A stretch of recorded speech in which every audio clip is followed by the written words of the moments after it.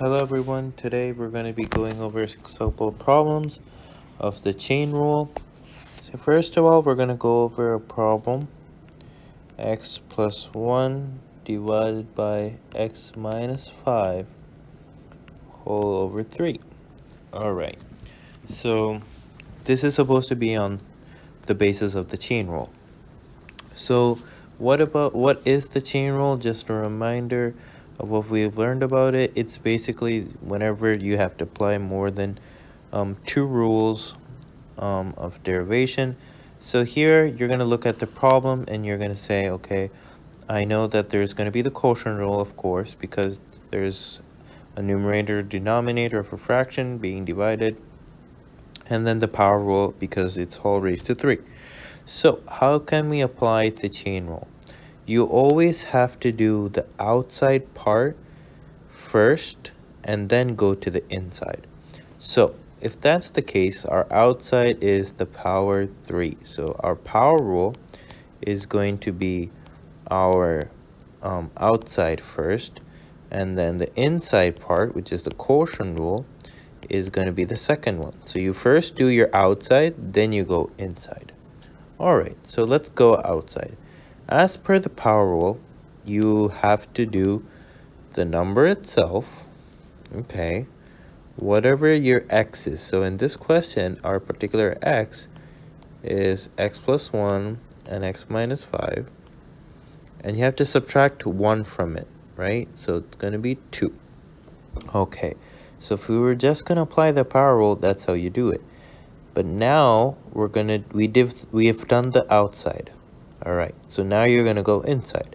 So when you go inside, you're going to do the quotient rule. So how are we going to do the quotient rule? So you're going to go inside and just do the quotient rule like you usually do. You're going to bring the denominator to the top, multiply it with the derivative of the top, x plus 1, which is 1, minus x plus 1 into derivative of x minus 5 is just 1, divided by x minus 5 the whole square, and there you go. So this is a pretty much big picture of what we need to do. So let's just keep what we have in the beginning right over there, like this, okay? I'm not going to change this for now. I'm going to go into the quotient rule part.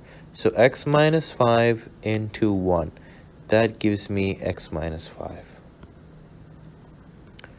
And then I have minus x minus 1 because this minus goes into here and this minus goes into here.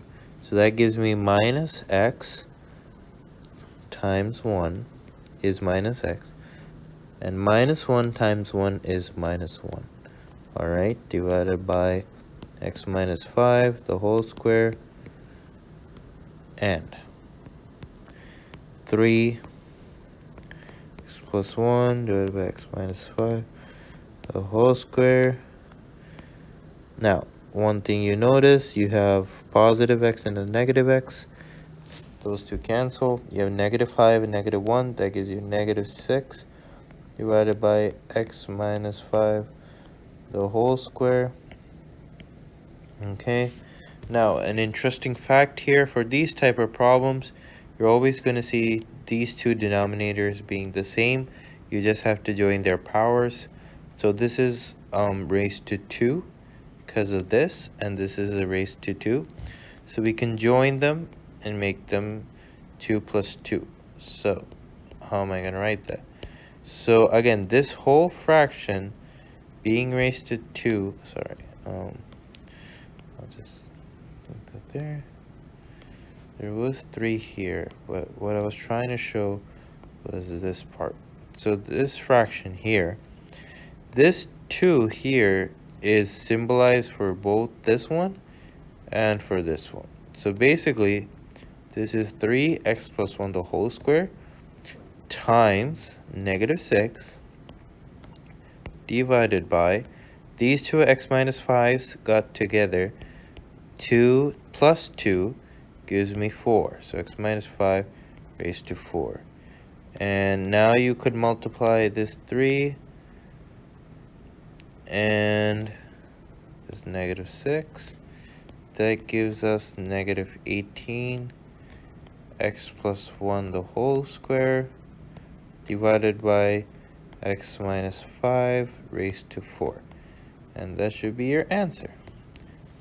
Pretty famous question, I would say, but pretty easy too, as long as you get the concepts. Just know how to do the basic rules of quotient rule and power rule. You always do the outside first, then you go inside. Okay, so next problem is a variety of 2 different types. I'm gonna show how both of them look the same, but you do both in different ways. So I have f of x is equal to sine raised to 3x.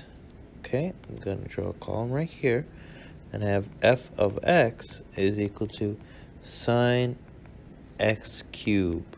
So these are just 2 functions, and we're going to be finding the derivatives for both of them. Okay, so let's do this one first. F derivative x. Okay, so for this type of a problem, the difference is your sine has the cube, while in this one your x has the cube, right?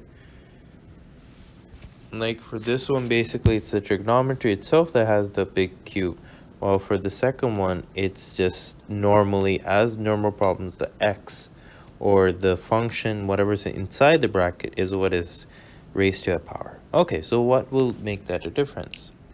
For this type of problem, you're going to apply it like a power rule. So it's going to be 3 sine square x, kind of like a normal power rule, and then you forget about the 3 like the power rule and you go inside. So what is the derivative of the inside part, which is, if you omit the 3, it's sine x. Derivative of sine x is cosine x, and that's it. All what you do is you do the outside part first, which is the 3, the power rule. Okay, so you do the outside part. Then you do the inside part, just the trigonometry. Alright? And that's all you have to do. And that should be your final answer for that one. But what is the difference if you're doing... Just want to make sure you guys see there is a bracket there. It was not just drawn to show it, but there is originally a bracket there. For this problem, it's a little confusing in the sense that even these two look the same, the way how you do this one is going to be a little different. So first of all, you're going to look at sine and whatever you have in your bracket. So you're going to look at the trigonometric value. So for your exam or for quiz, whatever your question is, let it be sine, cosine, whatever is, you're going to find the derivative of that. So the derivative of sine, if as per our question here, is cosine. And you're going to write whatever the question itself is. So basically, I'll write it out to make it more sensible. And the answer is cosine x cubed. We're not done yet, but cosine x cubed. So you write that first. Then you normally do, like you usually do, into the inside part, which is the x cubed. So the derivative of x cubed is 3x squared, as per the power rule. So this, in this question, is the inside part, which is the power rule. This, in this question, is the outside. So if you guys get what I mean by inside and outside, that pretty much sums how you do the problem. So for this problem, the first one, I'm going to write the outside is what we did first, right? Is the power rule. While for the same problem, the inside part is the trigonometry, which was the sine x. Alright? Now, for this problem, on the right side, the outside part is the trigonometry.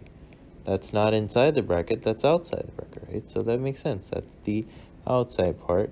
While the inside part is what we saw, the x cubed is the power rule. So you do second, you do the second. All right. And always remember, when you do the inside, you don't care what's outside. So for example, in the first question, when you did the outside part, the inside part, sorry. When you do the inside part, you don't care about the outside, right? So when we found the derivative of sine x, it had nothing to do with 3x. You just wrote cosine x. Same thing with the second question. When you did the inside part, you didn't care about the outside. You did x cubed. And that does, the answer is 3x squared, but that has nothing to do with the outside sine x. Okay, so that's pretty much it. Pretty famous concepts of the chain rule, so we should just be able to learn this, and hopefully it was helpful.